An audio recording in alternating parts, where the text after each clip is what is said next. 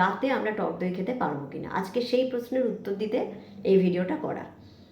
টক দইয়ের মধ্যে প্রচুর প্রচুর vitamin, protein, calorie, amino acid, zinc, phosphorus, potassium, magnesium সব রয়েছে, যা আমাদের শরীরের জন্য প্রত্যেকটা সময় খুব ভালো।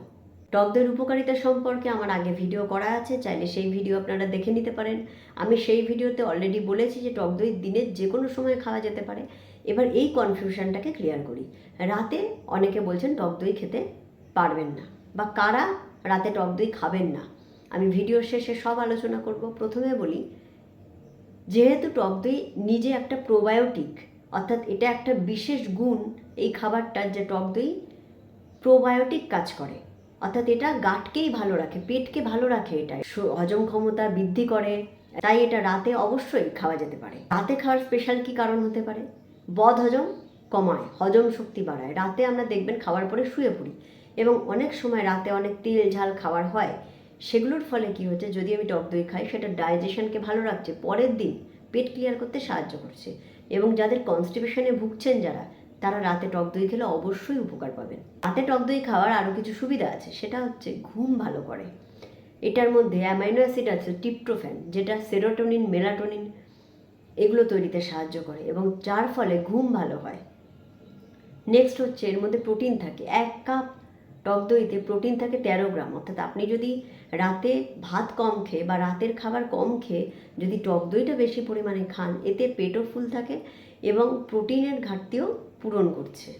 রাতে টক দই খাওয়ার কোনো খারাপ দিক এর মধ্যে নেই, বরং কিছু ক্ষেত্রে এটা আরও ভালো কাজ করছে। বিশেষ করে গরমকালে যদি টক দই খাওয়া যায় রাতে, তাহলে এটা শরীরটাকেও ঠান্ডা রাখছে। টক দই খেলে অবশ্যই চিনি ছাড়া টক দই খাবেন।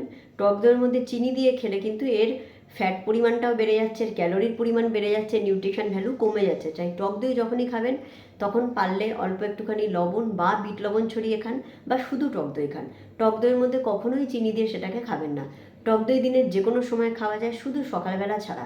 সকালবেলা কেন? সকালবেলা খালি পেটে উঠে খেলে অনেক সময়, যেহেতু এটা টক থাকে, আমরা অনেকেই বলে থাকি যে লেবু জল সকালে খাবেন না, তাই এটাও যেমন টক দই, যেহেতু এর মধ্যে টকটা রয়েছে, সেই টকের জন্য একটু অ্যাসিডিটি করতে পারে। এবার কারা টক দই রাতে খাবেন না? বা যাদের হচ্ছে যে সর্দি কাশির প্রবণতা রয়েছে, খুসখুসে কাশি রয়েছে, অনেক বয়স্ক লোকেদের দেখবেন যে রাতে খুসখুসে কাশি হয়, তারা কিন্তু টক দই চেষ্টা করবেন না খাওয়ার। কারণ যেহেতু ওটা টক, ওটা গলার মধ্যে গেলে সেখানে একটা ইরিটেশন করতে পারে। আর অবশ্যই ফ্রিজ থেকে বের করেই টক দই খাবেন না, সেটাকে একটু গরম করে, মানে একটু রেখে তারপরে খান। ঠান্ডা টক দই খেলে কিন্তু যাদের ঠান্ডা লাগার সমস্যা রয়েছে, প্রবণতা রয়েছে, তাদের আরও ঠান্ডা লাগবে। যাদের ল্যাকটোজ ইনটলারেন্স রয়েছে, তারা, মানে যাদের মানে দুধে সমস্যা, তাদের কিছু ক্ষেত্রে অনেক সময় দেখা গেছে যে টক দইতেও সমস্যা করে। সেক্ষেত্রে তারা যদি রাতে টক দই খায়, সেটা তাদের ক্ষতি করতে পারে। তাই যাদের সর্দি কাশি আর ল্যাকটোজ ইনটলারেন্স রয়েছে, তারা ছাড়া প্রত্যেকে রাতে টক দই খেতে পারেন। বরং রাতে টক দই খেলে তার আরও বেশি গুণ কিছু পাওয়া যায়। কারণ আমরা অনেকেই, আমাদের যা লাইফস্টাইল রয়েছে, তাতে আমরা দিনের বেলা টক দই খেতে পারি না। তো সেক্ষেত্রে রাতেই আমরা টক দই প্রেফার করি, এবং সেটা কোনো রকমেরই আপনার শরীরে ক্ষতি করবে না, নিউট্রিশন ভ্যালুও কমাবে না। আশা করছি আজকের ভিডিওতে এই কনফিউশনটা ক্লিয়ার হলো। অন্য ভিডিও নিয়ে আবার দেখা হবে। ধন্যবাদ।